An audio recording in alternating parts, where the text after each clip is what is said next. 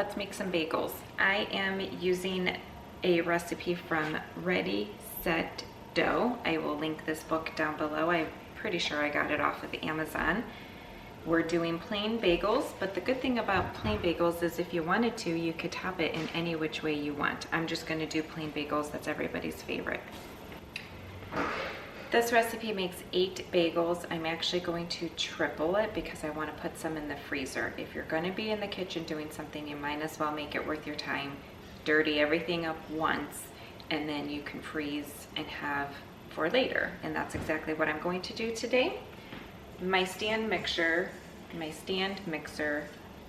is smaller than my old one, so I'm only going to do one batch at a time, but essentially I will do it 3 times to 3 times the recipe. 1 1/4 cup of water plus 2 tablespoons, 1 tablespoon of yeast,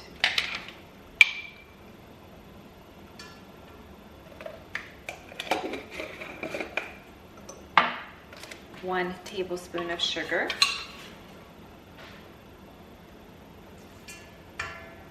4.5 cups of bread flour is what the recipe calls for. I don't have bread flour. I don't use it. I just always use all-purpose flour, and it comes out just fine.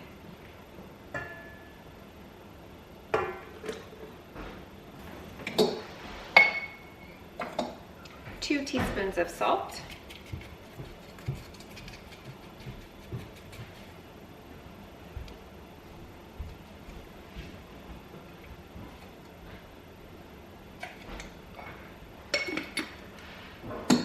you're going to let your mixer, if you're doing this with a mixer, you're going to let it start to incorporate. It's going to be a little bit of a shaggy dough initially, and then I'm going to turn it out and finish kneading it by hand. This is a little bit of a thicker dough compared to a regular sandwich bread or, you know, my French bread or something. This is going to feel like a little bit of a stiffer dough. This is a tougher dough, but you don't, definitely don't want it to have too much flour, or it just won't be workable. So this feels really good. It's pretty shaggy, so we're just going to hand knead it for several minutes until it all comes together.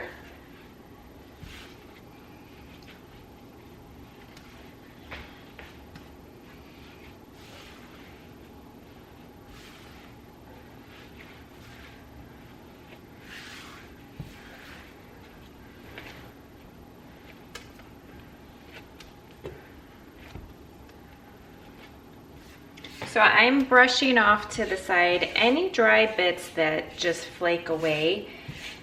That tells me my dough has all that it's capable of absorbing. And right now it looks pretty lumpy. It doesn't look like a nice cohesive ball. However, it is starting to hydrate quite nicely. So I'm just going to continue kneading it until it becomes a little bit more of a smoother looking ball, and that's going to tell me then that it's ready to go into my oiled bowl for the 1 to 1.5 hour resting time.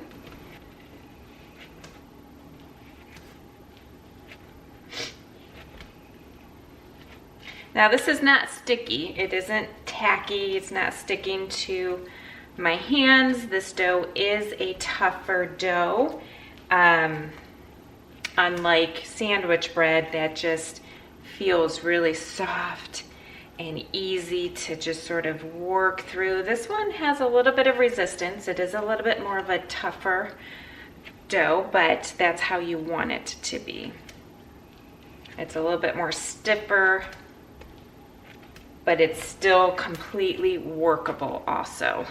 If you're having a hard time kind of bringing your dough up and pushing it over, and when you push over, if it doesn't then blend in, you have too much flour, At that point, you could try to work in a little bit of water, but in my experience, unfortunately, you just either have to start over or continue working it and just see what you end up with.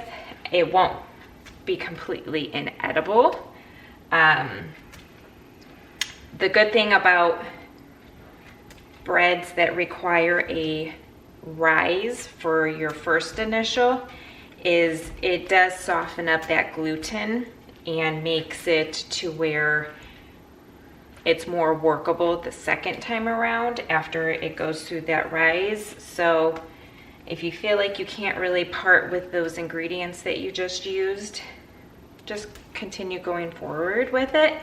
See what type of outcome you have, and then this way the next time you make it, you will have learned from that and you'll know to add your flour in more gradually. So I will say it's my experience so far that this dough, 4 cups compared to the 1 1/4 cup water plus 2 tablespoons, doesn't seem like enough. I mean, the dough isn't at a point where I feel like it's terrible. So my last batch, I'm going to add more water because if I don't have as much flour, I'm not going to get as many bagels out of it. And I definitely want to get as many bagels as I can. So I'm going to increase my water to have a different ratio of my water and flour, because I just feel like in the past, my experience tells me I'm not in love with the texture of this, and trying to work in all of this, that's not going to end well. So brush this aside. And I will knead this for several minutes like I did my last one, and we'll see what my third batch comes out like after I make those adjustments.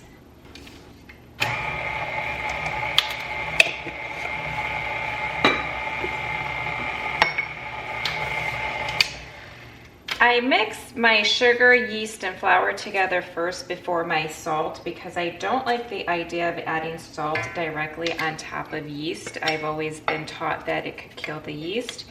And so recipes that have me adding it all together, I sort of question that.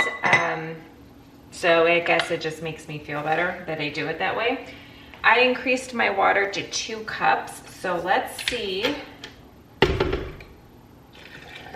how that works. I would much rather have the need to increase my flour because it's much easier to work my dough that way than needing more moisture. It's a lot harder to incorporate water, moisture into a dough than it is your flour.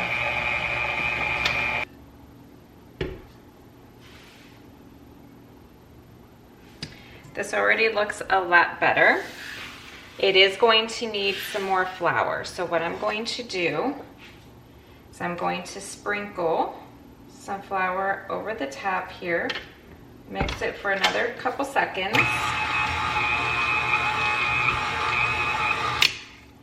And then I'm going to get some flour down here so I can incorporate what is needed. No pun intended.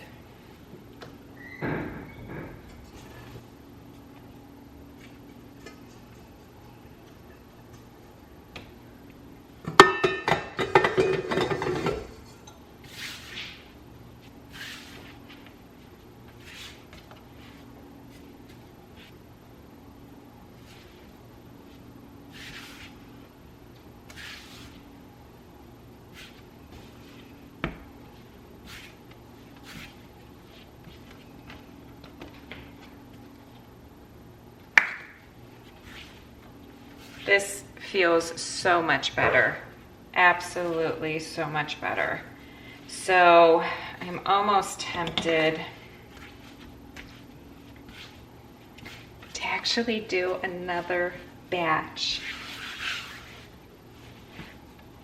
to sort of compensate for the possibility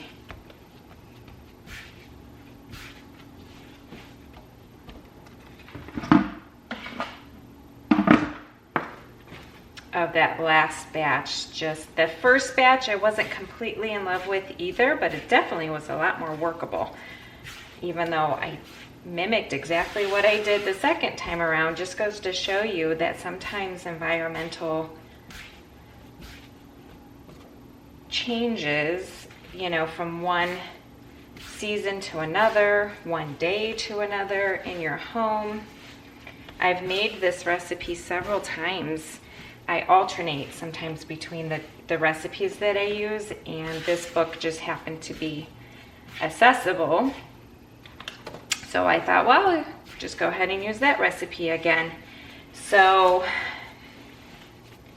that's why anytime you make bread, I will always recommend you start with a half a cup less than what your recipe calls for.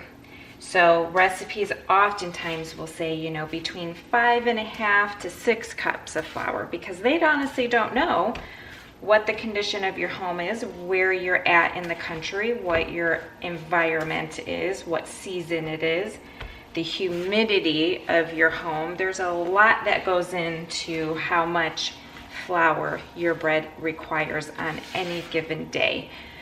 So I will always suggest starting half a cup less. So if it's 5.5 cups to 6.5, or I'm sorry, if the recipe says 5.5 cups to 6, I would start with 5. You can always add more if you need to, but at least you're not right off the bat starting with too much.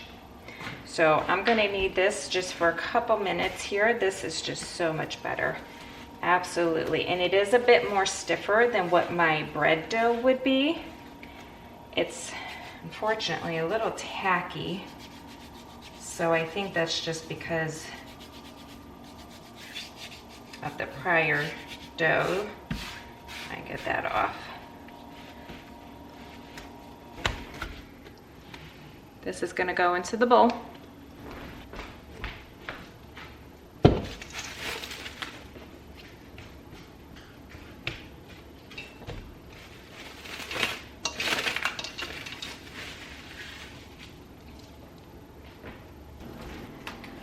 Bagel dough is ready.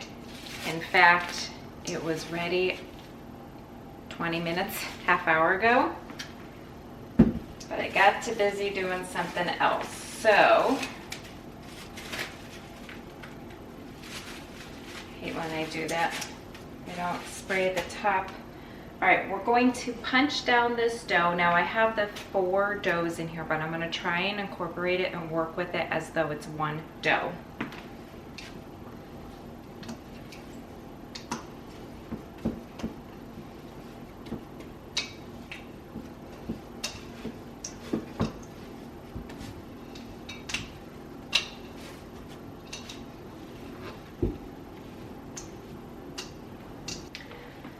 On my counter, I have those Silipat sheets that you would use to cook on top of in the oven to save on parchment paper and all of that. So I have those laid out, and I'm gonna get them sprinkled with some flour.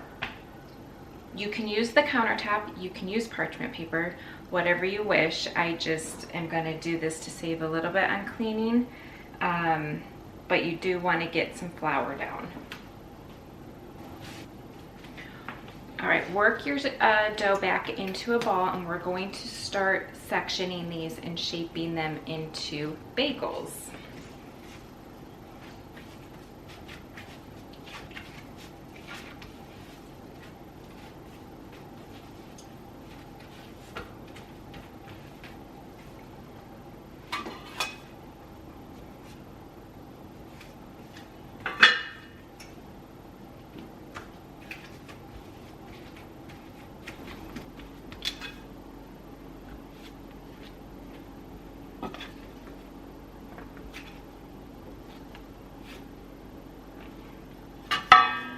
I'm basically going to let my dough tell me how many bagels I'm able to make, but I'm going to take each section. Once I'm comfortable with the size, I'm going to roll it into a ball, and this is where I'm going to place my thumb in the middle and create that bagel hole. Some recipes will tell you to do this after it's rested for 20 minutes, but I find working with a dough that has yeast in it, when you work with it after it's starting to rise, you risk your yeast breaking and you're not going to have a big fluffy bagel at that point. And so I work with it now.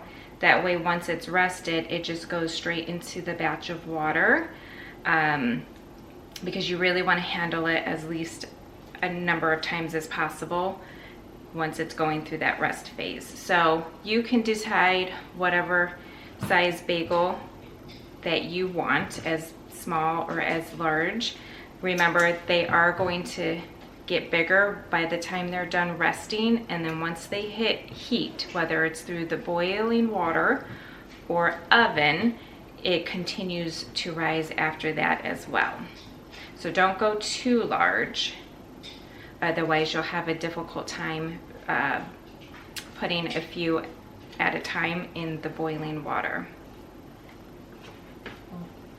Once you do this, the reason you want the floured surface is because you don't want anything sticking, because once you go to pick it up from your surface to put into the boiling water, if it's sticking, you're going to deflate your bagel, and you don't want that to happen either.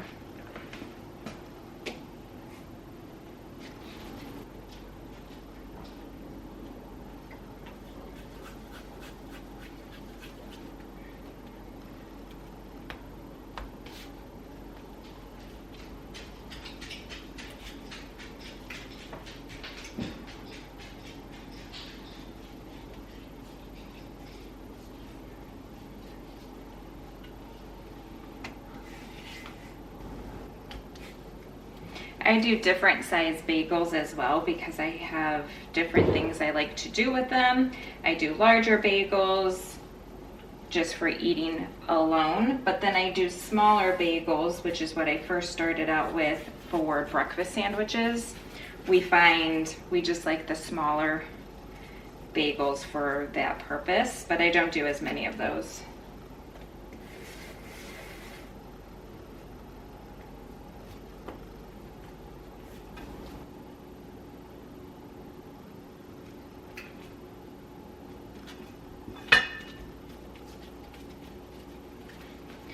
To your best ability when you are forming the bagels, though, you do want to be as even as possible. You know, you don't want to have like a super large amount of dough on this side and it gets really thin and flat on another side. It isn't going to be perfect. These are homemade with love, and perfection is never something I obtain for when it comes to shaping hamburger buns, hot dog buns, bagels, nothing. So I just wanted to cook evenly, so I want to be as, equal as possible as I can. But they most definitely do not need to be perfectly shaped or round, anything like that. That one is definitely weird. This part of the dough I can tell is a bit tougher. So that's the dough that I struggled with, I'm sure. That's okay. We're gonna see what happens once we cook it up.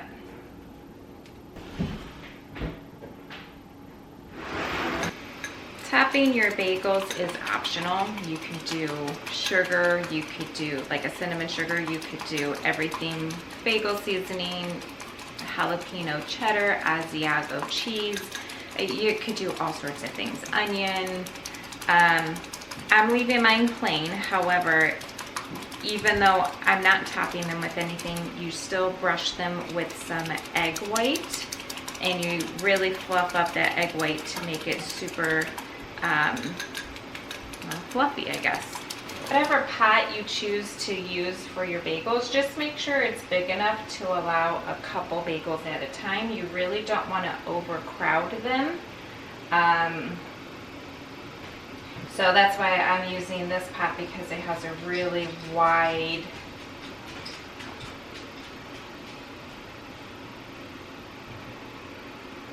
it's really wide rather than like a tall, narrow. Fluffy is not the word. Foamy. I don't know what I was thinking. Until it's fluffy, you want to whip them until they're foamy. When working with a large batch like I am, I'm going to start with the bagels that I shaped first. This way I know those have had the full 20 minutes of rest time, and as I work my way then to the bagels that I finished last, more time will have passed, and then those will have sat for 20 minutes. So my water's at a boil, so I'm gonna go ahead and start getting my bagels into the water. I think with my smaller bagels, I definitely can do 4 at a time.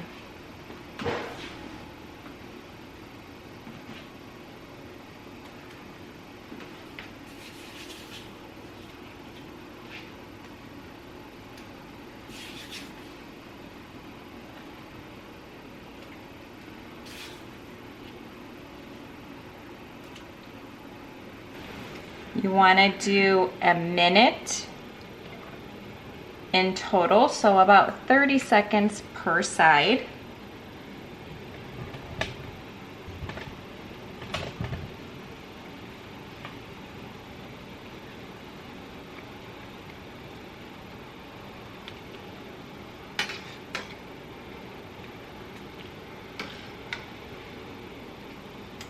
I like using this type of a kitchen utensil. It's got this big slotted spoon. We're going to do 30 seconds more, and then we will put them on our baking sheet.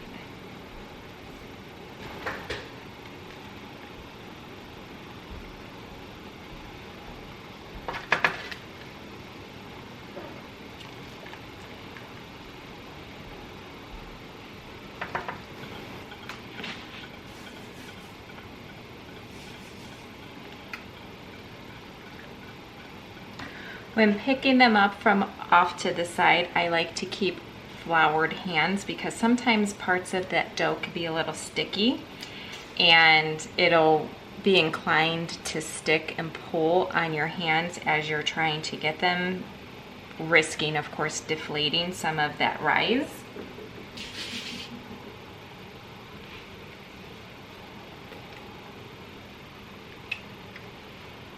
This is a perfect example of a not perfect shaped bagel, but guess what?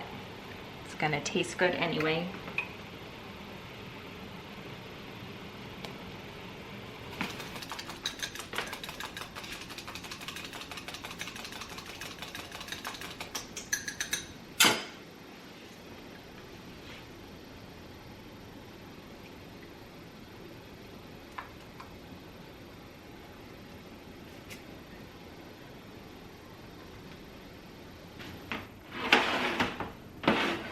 Okay, these are gonna go in the oven at 425 for 20 to 25 minutes. Now I'm going to, at 10 minutes, take them out, turn them, flip them, and then since I'm putting 2 pans in, then I will rotate the shelf that they're on, the rack that they're on in the oven as well.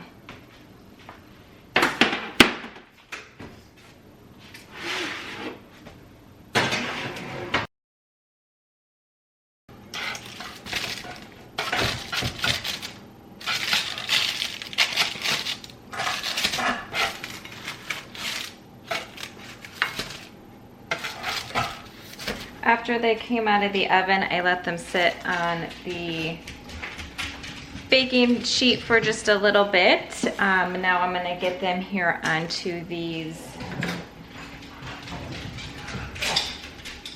wire racks to finish cooling down. 26 bagels altogether is what I made, and I'm sure you see the color difference between some of these bagels, and the only reason for that is because I baked 2 sheets at one time. These are just as cooked as the darker ones. If that's something that you want to make sure they're all nice and browned up like that, then just do one pan at a time. Otherwise, the little bit lighter, you know, doesn't hurt anything, and they're gonna toast up all the same.